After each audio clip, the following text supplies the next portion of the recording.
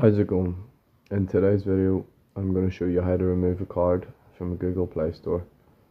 So you're going to open up the app, and in the top right, select your profile icon just beside the bell.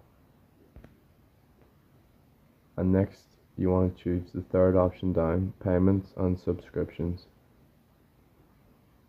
From here, you want to select the first option, Payment Methods. And then at the very bottom, you'll see where it says More Payment Settings. Select that. And that'll load up the payment center, which will show you a list of all your current payment methods for your Google Play account.